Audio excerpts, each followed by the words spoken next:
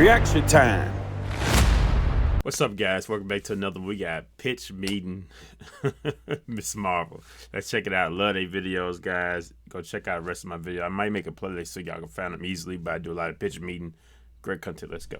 So, you have a new show for me? Yes, sir, I do. Miss Marvel? I mean, honestly, we've been putting out so much content, I haven't really had the chance to get nostalgic.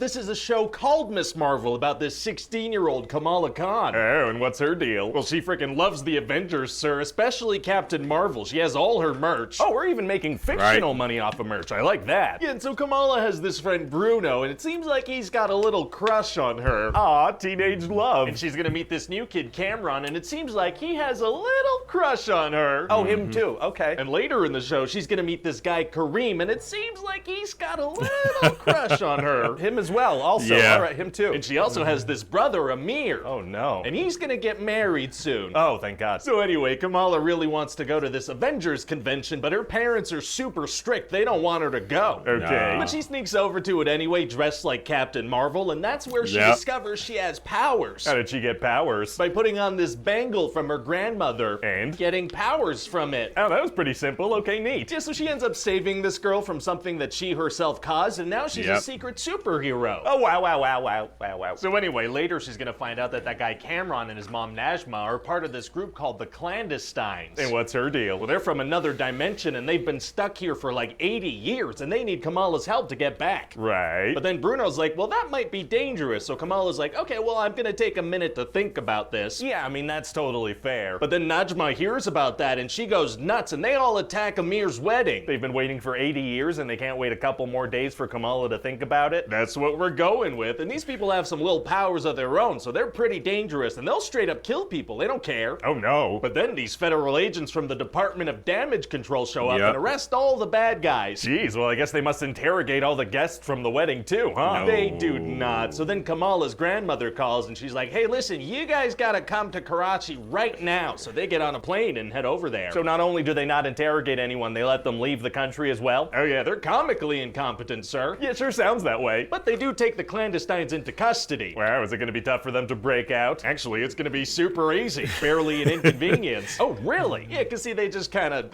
do it. They just kinda break out immediately. Well, these damage control people are terrible at controlling damage. They sure are, sir. So then in Karachi, Kamala meets these people called the Red Daggers. And what do? Well, they have a very nifty PowerPoint presentation to explain alternate dimensions and stuff. They just had that ready to go? Yeah, I mean, people always have expository presentations ready to go in the MCU. That's a good point. Weird that we don't ever see anyone preparing those. Kinda. So then they show her that if the Clandestines manage to open up this veil to the Nord dimension where they're from, that'll basically destroy the world. Whoa. The world is at stake? It rarely isn't, sir. Jeez, whoa. I wonder if the world's gonna end. Maybe this time it will, you know? Maybe this is the time. Oh, man, that's high stakes. I hope the world doesn't end. I hope it keeps going. Well, stay tuned to the rest of the pitch to find out, sir. I will. So anyway, later, Najma stabs the bangle, which sends Kamala back to 1942 during the partition. She can time travel? Yeah, I guess so. So then she saves her own grandmother's life and then comes back. Good. It's good that she did that. Yeah, she had to make sure that she'd be born one day. I think it'd be really good for the show if the main character was born. I agree. So then when she comes back to the present time, the veil is open, but it turns you into a skeleton if you touch it. Those are from Halloween. They sure are, sir. So then Kamala convinces Najma that if she ended the world, her son would be sad about that. So she decides not to end it. Oh, cool that it was so simple to change her mind after 8 decades of determination. Yeah, so she transfers her powers to her son, which is a thing that she can do, and then she closes the veil and turns into a skeleton. Wow, well that's a nice message. What is? Well, you know, maybe the real skeletons were inside us all along.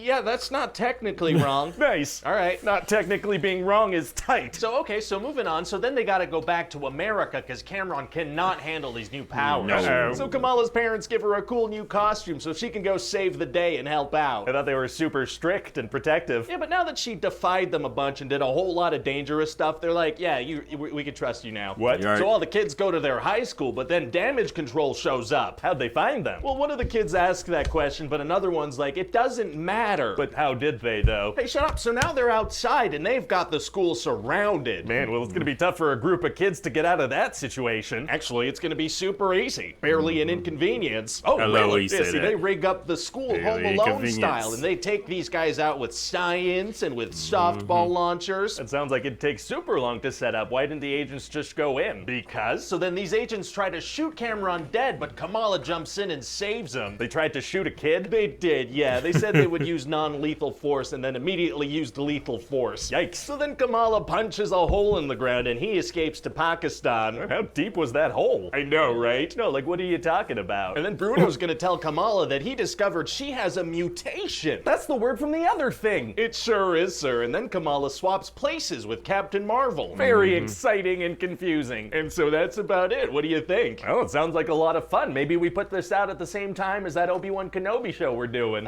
Is that the best strategy, sir? Feels like people are gonna want to watch Obi-Wan instead of Miss Marvel, maybe. I think it'll be fine. Hey man, Pitch Meeting is dope as always. Like them, subscribe, guys. Go check out their channel. Definitely dope content with Stream Riots, man. See you next one. Peace.